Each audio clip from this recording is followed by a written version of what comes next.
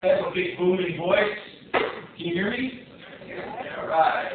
Let's take care of some housekeeping. Let's announce the winners of the Troutman competition, and then let's introduce our very, very special guest speaker this morning. Real, very here. Yes, here we are. First, second, and last.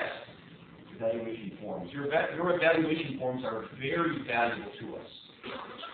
If you feel like the conference has been improving even slightly year to year, then it's your fault because you've been telling us, don't do that again, I want more of this, I want less of this, something like that.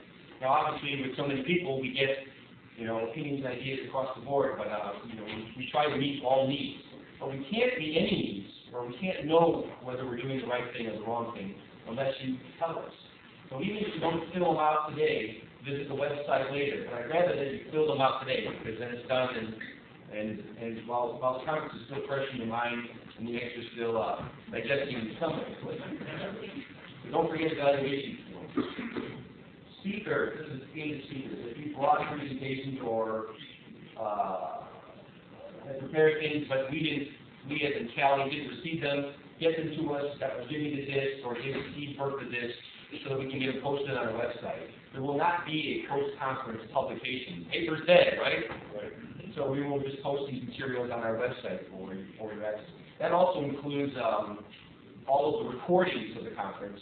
Everything that's been in the auditorium is going to be available via real video, and all of the other sessions available via real audio forever, probably. That's scary.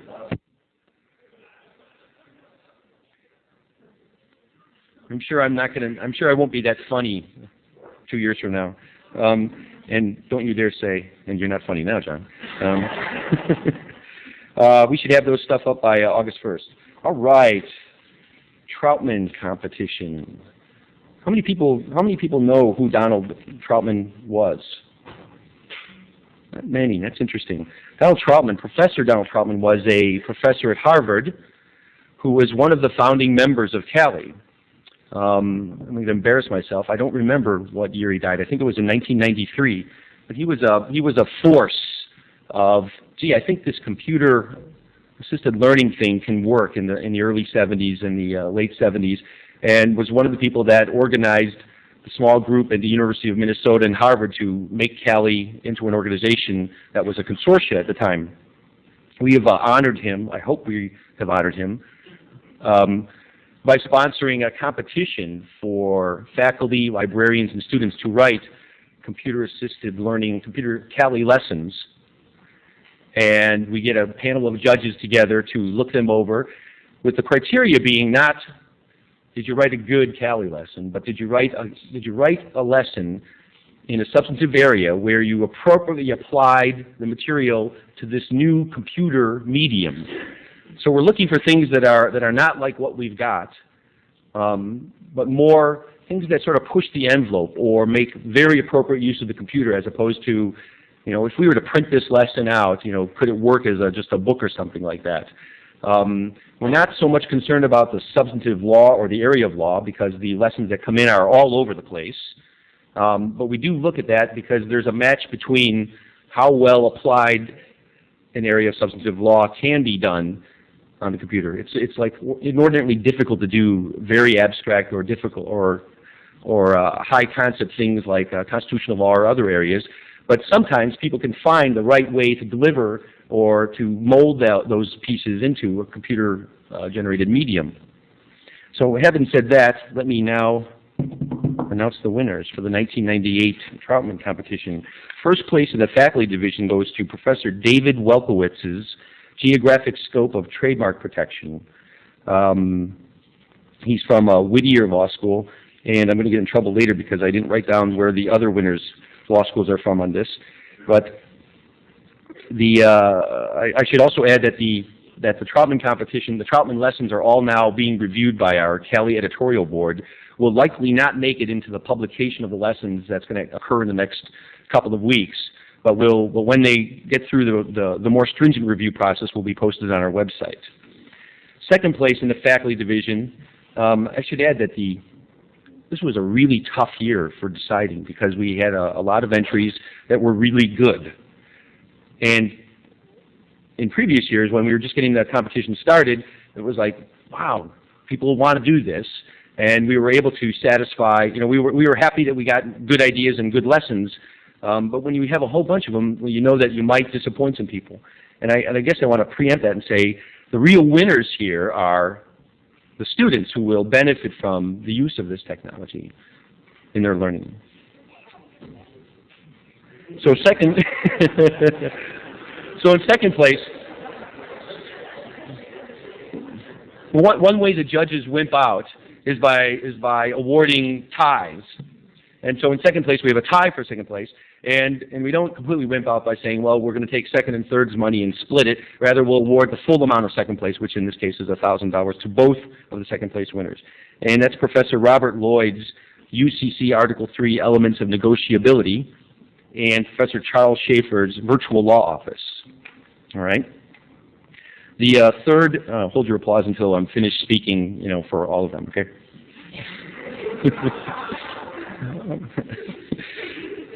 Third place goes to Professor Lydia Lauren, and the name of her lesson was Trademark Basics. We were heavy on intellectual property lessons this year. In the librarian division, in the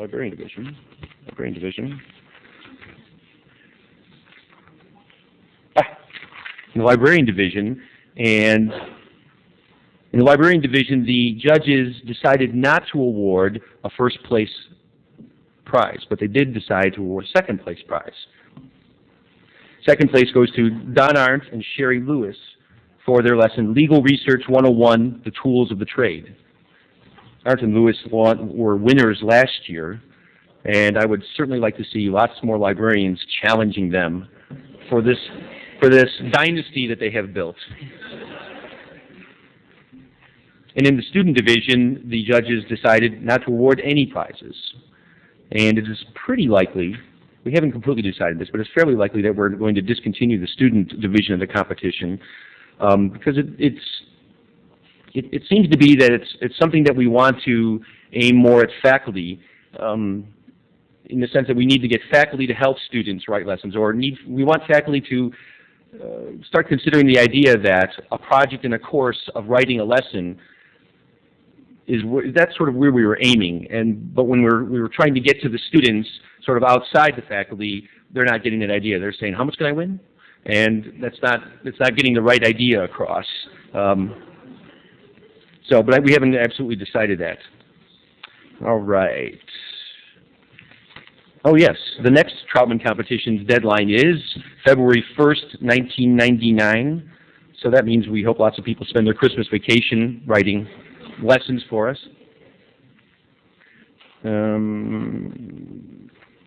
Good. I'm done with my housekeeping. Oh, yes. Thank you to the winners. Keep them coming. And now I would like to introduce our guest plenary speaker, Dr. Lynne Schrum, Professor Lynne Schrum.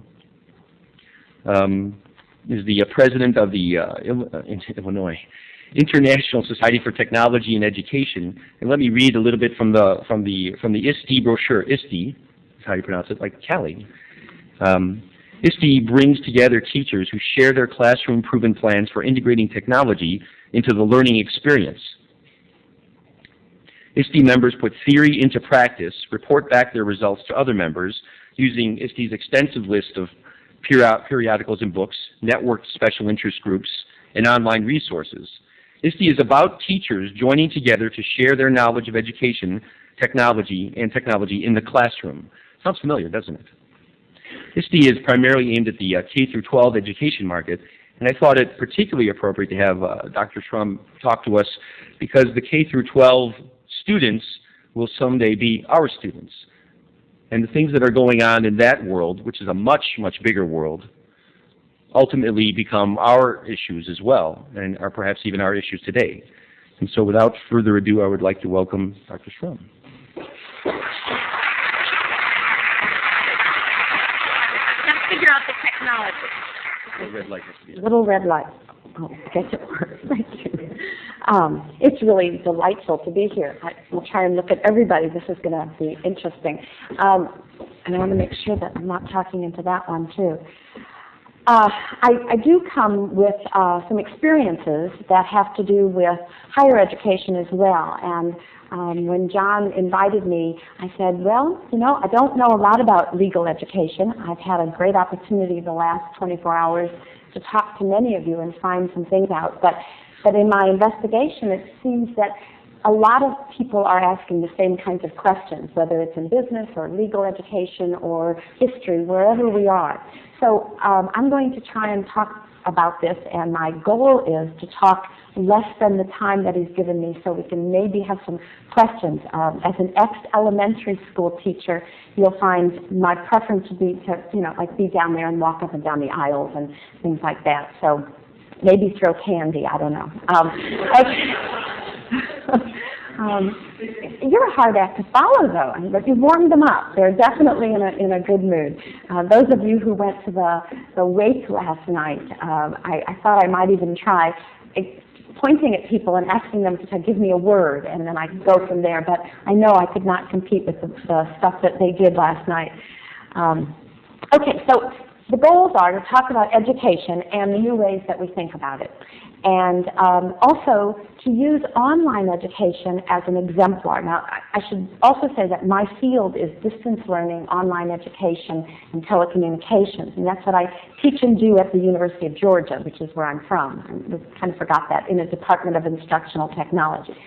So in using that, I thought, well, I really didn't know if this was something that you all were interested in, but clearly it is. From looking around, this is everywhere, and you are not unique. Every discipline that I've talked to recently is interested in getting involved in online. So it's a nice exemplar because the kinds of discussions are really analogous to lots of technology in education.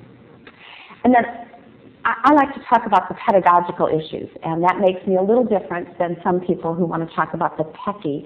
But definitely the pedagogical is important as an educator, and organizational and institutional. And then also talking about how does collaboration fit into this, and interaction, and something about the lessons that we've learned.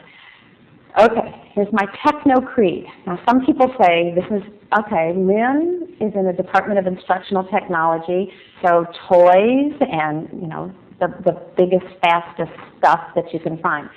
But you need to know, theory before technology, except, of course, in the dictionary, which we can't fix.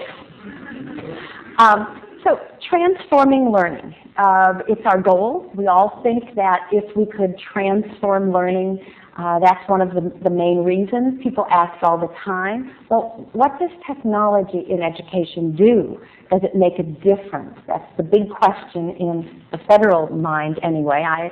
Here it's also a question for you all, like, well, what does this do? And so let's think about ways in which things are different now with technology, or the potential exists. So we move from a static content, which is what all of us grew up with, to that we look at the goals that we're pursuing as the potential. From one right answer to a diversity of outcomes, that maybe there's more than one answer. And hopefully it's not that I own the answer and you can try and guess what's in my mind, which again, many of us might remember from our school days, yes? No, you never had somebody who did that, right? Right. Okay, from representing the knowledge. So I've told you everything you need to know, now you give it back to me, to really producing new knowledge, to thinking about what you've learned and producing that. From me as the instructor just evaluating your end product. Give me that paper and let me give you a grade, A or B or C or D, and that's it. To evaluating the process. How does it happen? What are we doing? How does it work? How did you do? Where did you fall down? Where did you have problems? And then we are also moving from individual learning to more of a learning team. And it seems as if that's also true in the legal education. And then a very closed community to global. And of course we know, and everyone here obviously believes that the global community is becoming our community. So what does it look like? Well, in most places it looks very active. And I'll tell you right up front, some instructors are really uncomfortable with this.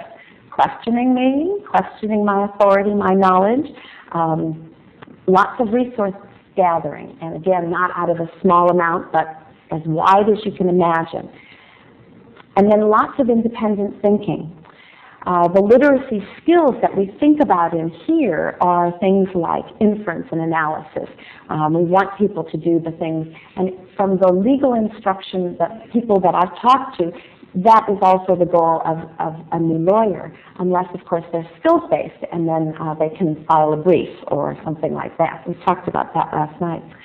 Okay, so what are the challenges to instructors? And those of you that support instructors, what are the challenges to you to help those instructors? Well, hardware, software, that's not a problem for anybody, right? You've all got it. Yeah? No? I thought I heard that. John said every room here is wired, and so I'm just assuming every law school is like that? Oh, okay. So you're not so different from the rest of the university and K-12. We're all struggling mightily with this. How much do we put in? So this is clearly a problem.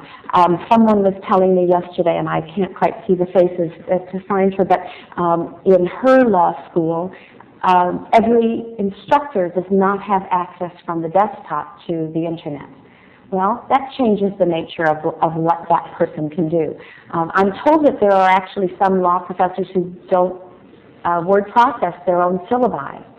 Yeah. No? It's true. Okay. I've heard that. Okay. So, time constraints. Now, that's one that I think, just living in this year of 1998, is it still 1998? We know that the time constraints are overwhelming. So I see you hearing feedback. Then we've got the new models of learning. Some professors are just not comfortable in this role. They don't want to share the platform. They do not want to open things up for negotiation with their students. They want it the way it used to be. Well, we might want to think about those are people who might not be comfortable in this environment.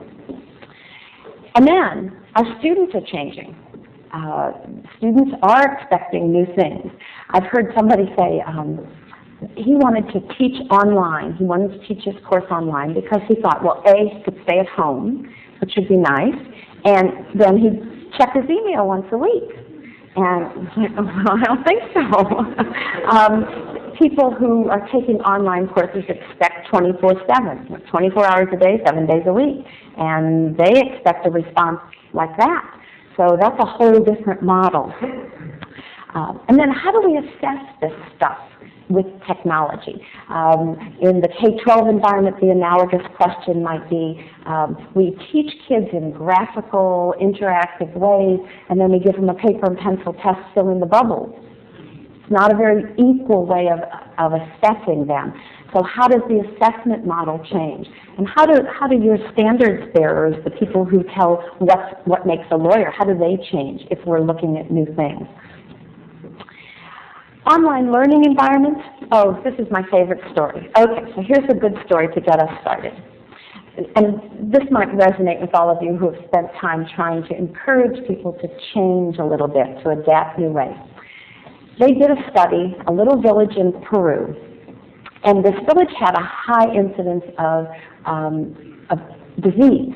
And they had a whole team of people come in, and they investigated, and what they found was the water supply was not good.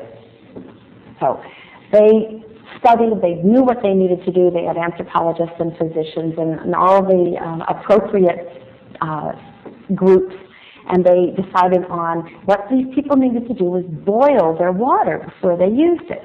Simple thing. And they had plans and teaching, and they had people go to the homes, and they had this huge amount of money and investment teaching people to boil their water. So 2 years later, they went back. They went back to do a survey to test this. And what they found was that 10% of this little village was boiling their water. It's not a very big impact for 2 years and millions of dollars. And what they came to realize was that the culture of the village was that you only boiled water, hot water, was when you were already ill. And it was just a totally alien way of thinking about what they do. So they made a very small impact, cost a lot of money, and ultimately never really impacted the notion of the disease that was causing their problem. Is there a lesson here for us? Okay, don't boil your computer. That's the first one. But the second one is we're dealing with a really substantial culture that's been going on for, how long have law schools been going on the way they've been going on? Can anyone tell me? How many? 100 years. That's pretty substantial. So when changing that culture, it's not going to happen fast. It's not going to be an easy thing, as many of you probably can attest, battle scars. So many institutions are thinking about online education. Again, this is just the exemplar for the kinds of impact that technology might make. They're talking about lots of possibilities, combinations of traditional classes with online support. That seems to be a big thing here. Lots of groups want to sell you the ability to create online environments for your courses, for the courses that already exist. And I'll tell you a great story about that in a minute. Some are using two-way audio video, which is another thing that distance learning looks at. There's got two-way audio video and web support, electronic support for those classes. Again, something, any of you involved already, any of your law schools in distance teaching, distance education? Okay, great. So we've got some, any others that are thinking about it, playing with it? Okay. And then also we have traditional classes, but maybe some of you have part-time class students, many of you do, according to what I found out. But you also have people who have very busy lives, they're geographically challenged, they're physically challenged, there's all kinds of complications, and so we use the technology to support them. All of those are online learning environments for my definition. Well, let me tell you what the literature tells us about this environment. And this is, again, not very different from what we find in the literature about technology-enhanced learning. It works for well-motivated students. Now, somebody should throw something at me at this point. It's like, well, duh. Tell me something that doesn't work for well-motivated students. You can have the worst teacher, the lousiest book, and those well-motivated students are going to do great. When I was doing my dissertation, I was in Oregon, and I went out to a little tiny town called Blue something, Oregon. I can't remember what it's called. And they had this terrible satellite feed of an SAT preparation program for high school students. There were 5 students. It was a Saturday morning at some really early time. And this was the most boring thing I'd ever seen in my life. You know, it was basically a multiple choice screen with a person talking behind it, and they decided on an answer, and then the person on the screen said it. And I thought, well, when I ask them how they like it, they are going to say, dead, really bad. They loved it because they had no opportunity to get any SAT preparation other than this. And this was a graduating class of 25, out of which those 5 were the only ones going to college. So they thought it was great. So well-motivated students, they'll do anything. Students appreciate the place and time independence of the online environment. So they really like being able to communicate with their colleagues, to do group projects, to do whatever it is, but to do it when they can. And if you look at the sort of time logs of when people do things, they find 24 hours a day. It could be at 3 a.m. You know, the baby wakes up crying, and I'm sitting there patting the kid's back, and I can log on and do what I need to do, or whatever it is. They really like that independence. The roles of the teachers shift. This is well documented throughout the literature. The role of the teacher shifts, and some teachers hate it.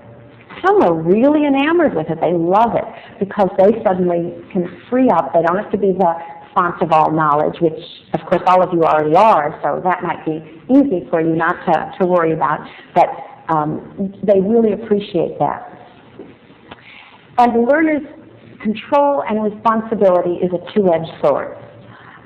Learners have to take more responsibility for their own learning. They have to take more responsibility and control for what happens. And some, again, are really good with this. The teachers seem to like it, except that learners haven't necessarily been taught that that's the way it works. I'm sure that that's probably analogous to the first semester of law school when students expect to be told rather than challenged in the classroom. In the good ones, right, with the Socratic method. Okay. There is a definite increase in communication, student to student and student to instructor. Now, some instructors love it, some don't. They don't want to be available 24 hours a day, 7 days a week to their students. But the student communication, again, that tends to be something that they report as really valuable. That's loud. Let's practice that. Okay, so what are the pedagogical concerns? Well, let me tell you some of them. When you're thinking about this, and these are the questions that we often don't ask. We have at the University of Georgia gone into a groupware package, which is the kind of thing that we're talking about that they're selling out there, to put something on the web that makes it very easy for instructors. So we've gone into a groupware package for the whole university. We have support for it. Everybody's got it available. They're encouraging people to use it. And we have about 380 courses that are called web courses. Now, what that means for most of them is they are web-enhanced traditional courses. And what most of the people have done is put their syllabus and some other little things on the web, and they call that a web course. Some of them have gone much further than that. I should also tell you that the people who support the technology infrastructure just absolutely hate it. At the beginning of each semester, guess what most of the students do? This man's already got it. They go to the printers and they print out the syllabus. So all the printers on campus shut down. They run out of paper. The printers, the ribbons, not the ribbons, but the toner goes away and all of those things. So there's a problem there. But at the end of this first term that we have this web support, they got together, all the faculty that they could, and they said, okay, so what's it like? Tell us, what are the problems, what are the benefits?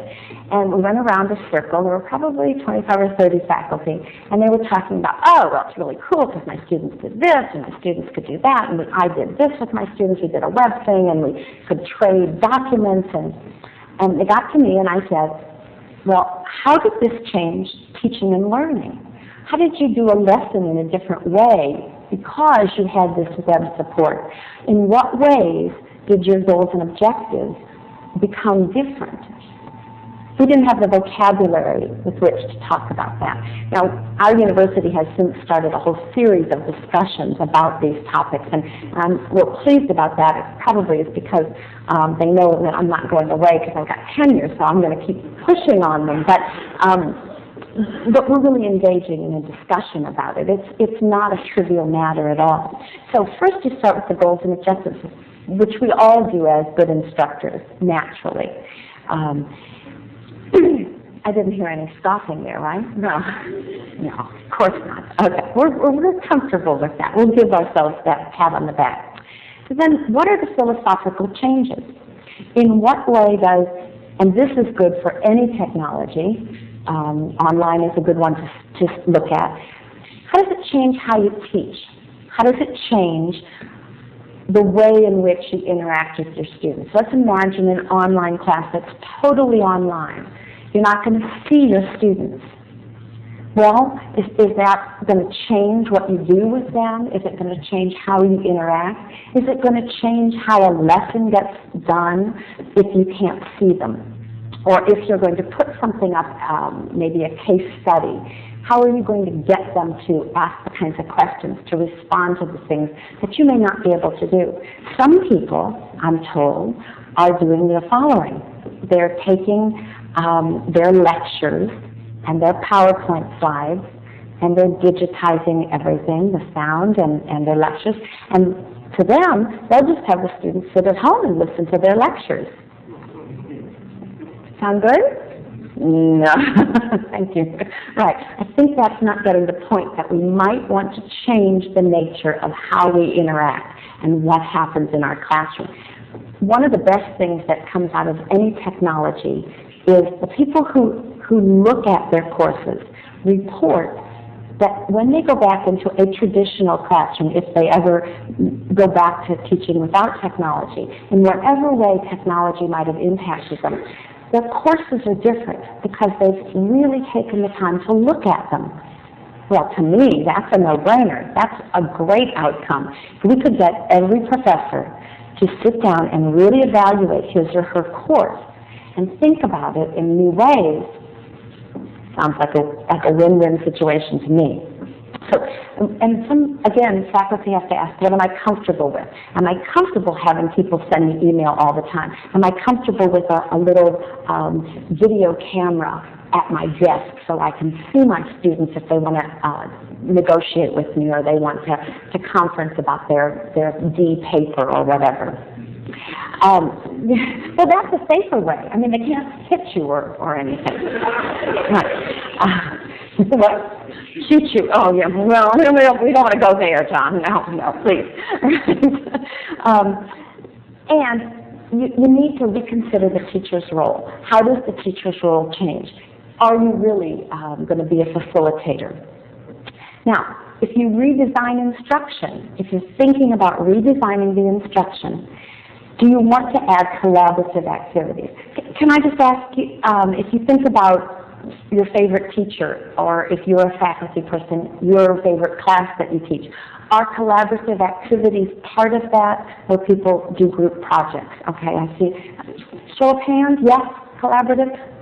So is this something that's growing in legal education? A little bit. You think it should be growing a little bit in legal education? But how many lawyers work totally alone now? Isn't that changing also? Most professionals now work in teams. They work not all by themselves. Okay. So why would you want to add collaboration? Well, I have my answer. It models the constructivist approach, that we don't really learn unless we construct it ourselves out of our own experiences and knowledge. Does that mean you just send people off to the library and let them work on their own? No. You help structure. You give some advanced organizers, and you structure the experiences that lead them to constructing their knowledge. It's not just, great, I don't have to do anything. I'll just give them the syllabus and let them go off. Interaction and the perception of interaction really seems to make a difference in the outcomes of students.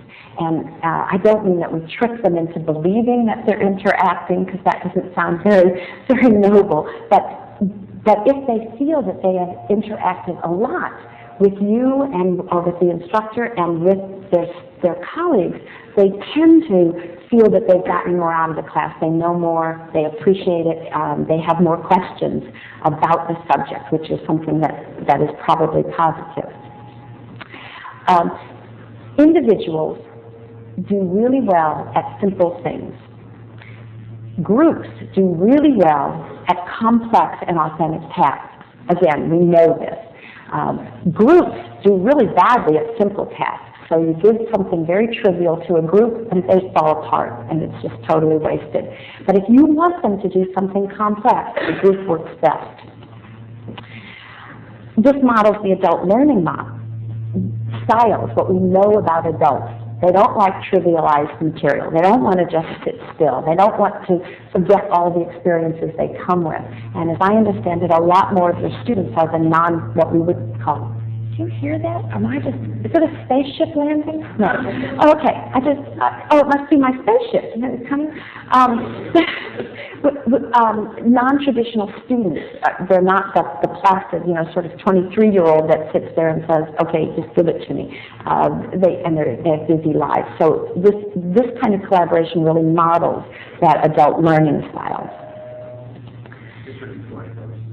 Try turning my mic down just a little. Oh, okay.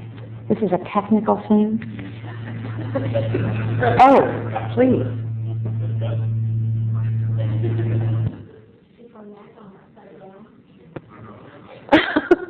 didn't know that there was a right way and a wrong way. Okay.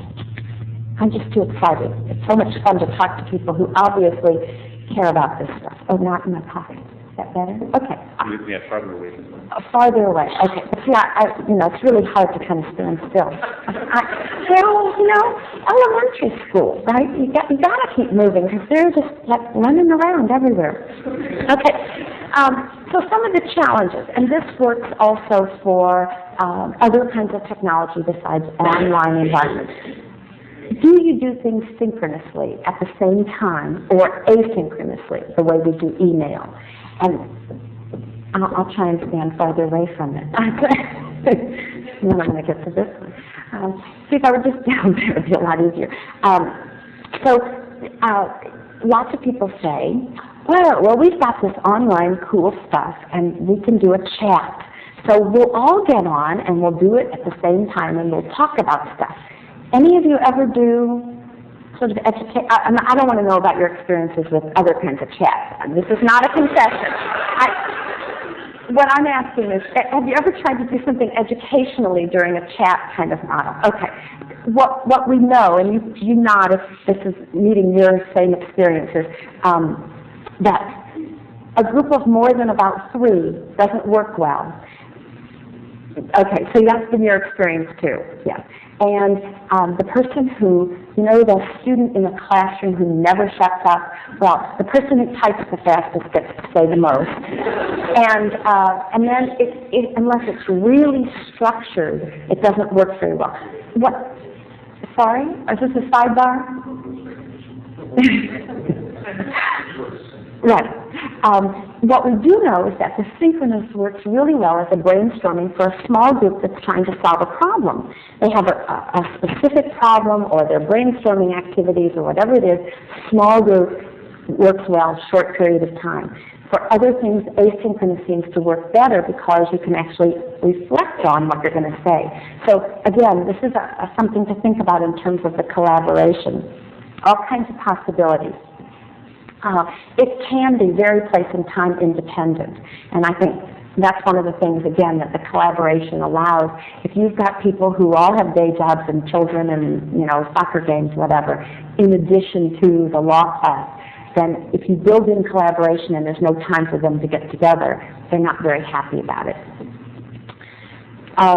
All of the distant and remote learners obviously have a better chance. This is perhaps my favorite. This has the potential to take us away from the staple model of collaboration. And you all have done this. Okay, 4 people in a group, you do the introduction, you do the middle, you do the body, you do the references, we're going to staple it together. Oh, there's our collaboration. Yes, you've all done this, I confess. With that priest from last night when you need him for the confession. So clearly this is something that offers us the possibility to do better than this, to actually have real collaboration and thoughtful interaction. And Groupware, which again is this new class of software that you all are using in some of your things, and there are lots and lots of pieces of Groupware that are out there. They're changing day by day. Supports this, and if you've got a good package, it really allows you to do a lot of things that you might want to do, threaded discussions and so forth. We can talk about that more if you're interested. Okay, the interactions. 3 types. I know, I'm getting too close to that again. Learner to the content, which is real important, obviously. It's one of the keystones. The learner to the instructor, what's the nature of that interaction? How do we want it to be? What does it look like? What does it feel like? And then the learner to learner, and how is that group going to work? I think the important thing for the interaction is that we foster the notion of the dialogue, that everything is open and available, and that we're encouraging that kind of interaction. You know what? Again, we have to keep saying it. Not everybody is comfortable with this new model. So what do we want to do? Do we want everyone to start? Okay, the organizational concerns. And for some of you, this is really where you live. Is there a possibility to have non-traditional timing for web-supported pieces of your course? maybe not in your environment, because it sounds like you all are on a pretty solid timeline for what is acceptable and what's not acceptable. But it's something to think about. If we have something that is going to take longer than a semester, is that possible? How do we think about something that's outside of our norm? Do you want to have face-to-face or not? If there's something that could be done totally at a distance, well, the research tends to support that coming together face-to-face is really important if you can do it. Now, I've been teaching an online class for about 8 years, and I've had students all over the world. I have volunteered many times to go around the world and meet all of my students. I think it is really important, but so far, nobody has had that money to actually send me. I thought I could do that for a year. It would be a great opportunity. If you offer the possibility for group interactions, will they do it? So before you structure a course organizationally, and if you're in the role of helping somebody structure a course, is this something that you're going to force the students to do? There are some people for whom collaboration, they don't want to do it. There are some people for whom new models of learning, they don't want to do it. So we have to help them want to do that, if that's important. And then, and this is really important, the prerequisites. I know yesterday I was listening to the people from Richmond talk about everybody getting a laptop. Is it a choice anymore for people to use technology? Is it a choice at your law school? Maybe. I mean, I'm not answering the question, I'm really asking it. It probably isn't.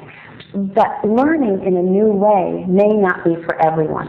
So we have to think about some possible alternatives.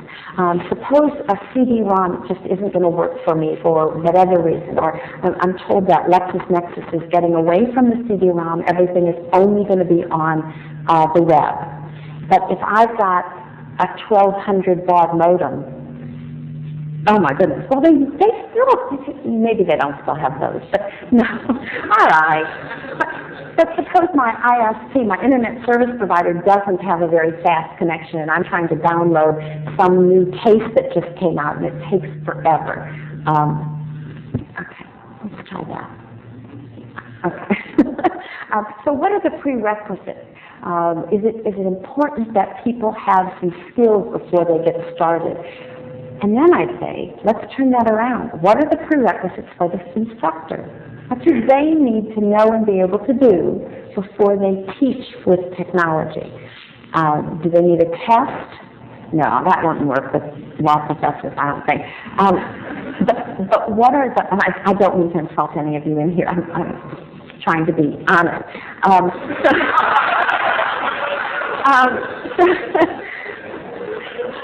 But what are the prerequisites? I went to a small school in New Jersey, and they were getting ready. They were doing it in a very thoughtful way. They were getting ready to do some online courses, and they had some instructors who wanted to be part of this because the people who were part of this sort of experiment got, you know, like a laptop and got some freebies, got some time off to plan, and they thought that was pretty cool.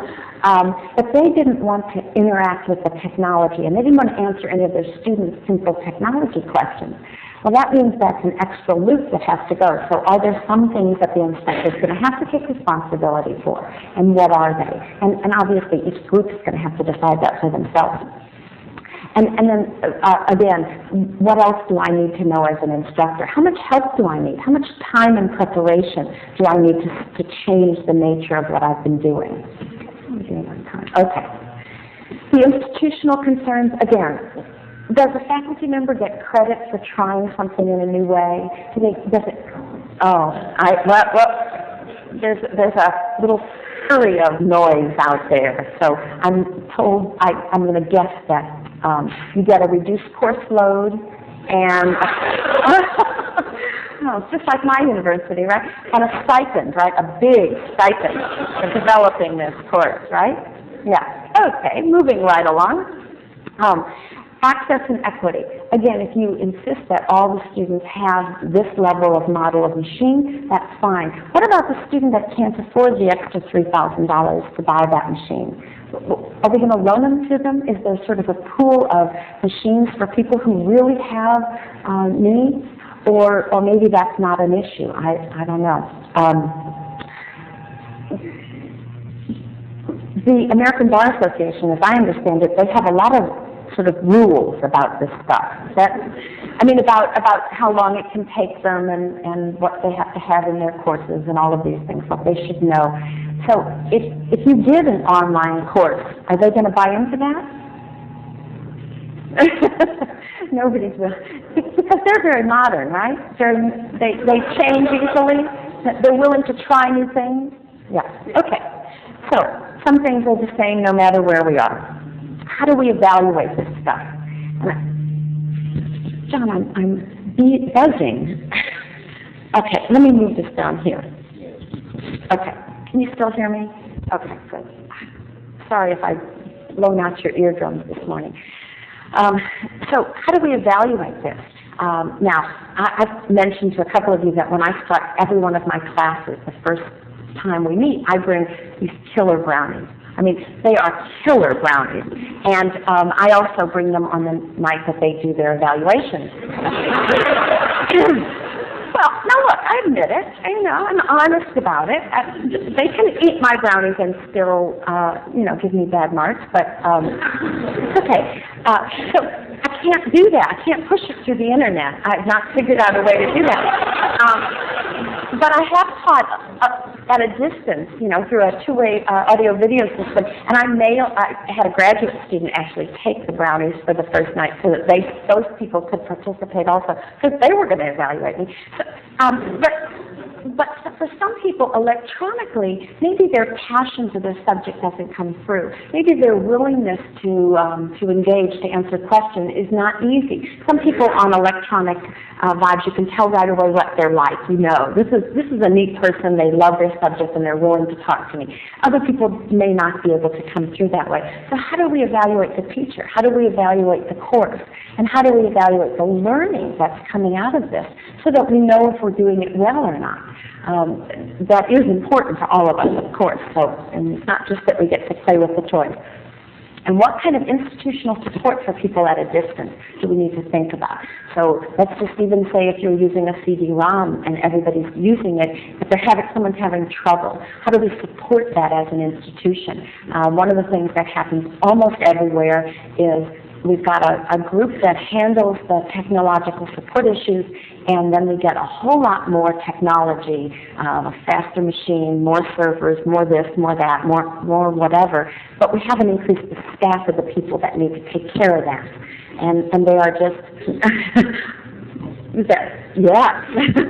Here's someone nodding. Very big grin. Yes, absolutely. So that's traditional everywhere. So how do we get more people to help solve those technology problems? And that is an institutional issue. And if your institution is not willing to help you, then you may be setting yourself up to have a problem. Further thoughts. Okay. Access to technology. We all need it. We all need it easily and we all need it readily. Do we want to require interaction? What if somebody's not comfortable with interaction? How do we help them? Collaboration kind of flies in the face to a somewhat competitive nature of the legal profession.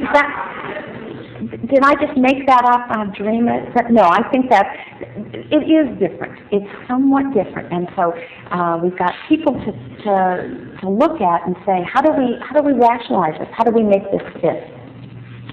Timing is necessary. There's an estimate out that's going around in the technology group that to develop something technologically takes probably 3 to 6 times the amount of time that it takes to do it in a traditional way. If you're developing a piece of a course, an activity, or whatever, to replace a lecture, you can assume it's going to take that much time. Now that's just the first time you do it. Assuming that you're not going to just keep doing the same thing over and over and over, there's a continual amount of time. Well, how do we fit that into our days? Because I've not figured out how to get more than 24 hours. I don't know. If you have, I'd be... some legal issues, like I'm preaching to the converted, right? But I've done some writing on some legal and ethical issues, and I think that we don't have a solution to this.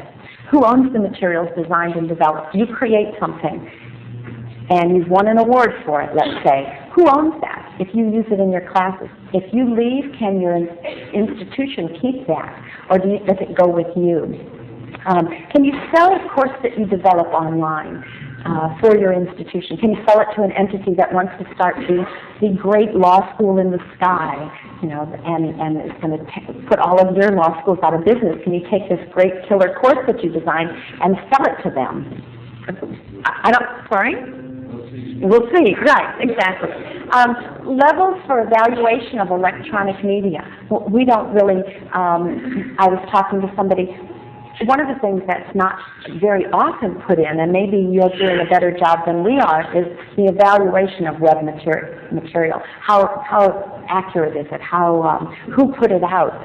Even sophisticated users often don't know where they are on the web, who wrote that web page, or what the perspective is, and there's some real scary examples. And then the copyright concerns. I don't think we know yet who owns what and what's fair use. So the lessons learned over the past many years that I've been doing all this: start small. Don't try and do something very big. By the way, all of these slides are in your big fat notebook that they gave you. John and I figured that out last week. A few courses and lots of support for the faculty, and this is something that we use in all levels of education. Promote like crazy what you've done right. You know, even if you can look hard for some small success stories, promote those. Let people know what's worked well. Try really hard not to isolate the beginning learners and the faculty, and that tends to happen, so it's important to work really hard to not let it happen in your case. And then if you're using web support for a course or for whatever, don't make that the only thing. I try and encourage the fax machine, the telephone, or the video conferencing, something. If you have some students who are at a disadvantage, then talking to them on the phone or over video conferencing really makes sense. Everybody doesn't have the same definition of collaboration, and so it's good to tell your students or your professors, whoever you're working with, what you're talking about, or come to a mutual definition. And last, to assess appropriately, to actually try and build in some assessment that matches the teaching model.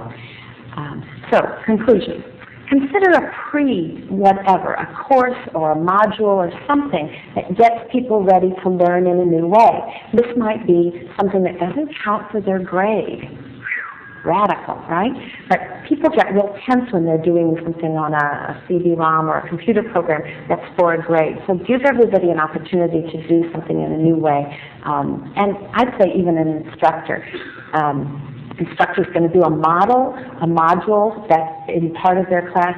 Have a couple of other instructors take that module and give that professor feedback.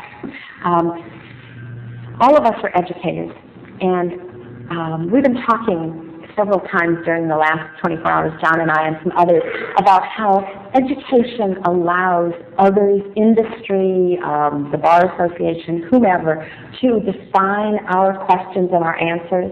And we need to take the leadership role. We need to be out there saying, hey, this is good education. And that's what our goal is. That's my preach. Okay. And we have to let our learners know that they have rights and responsibilities. And then the ethical considerations. The ability to misuse the electronic age is so widespread in terms of all kinds of ethical issues, and nobody wants to talk about it. People's eyes glaze, so I put it in towards the end. And then we have to share. Someone used to say that it's not bad to invent wheels, to reinvent wheels, but why do we all have to keep reinventing the square ones? So let's share with each other so that we're not reinventing the square ones and we can move on to better round ones. And that's it. Thank you. Is there a couple minutes for questions or not? Sure. Yeah. 5 minutes. Okay. Put it in my pocket. Okay. Any questions? I know you're all ready for the break that you know what? I was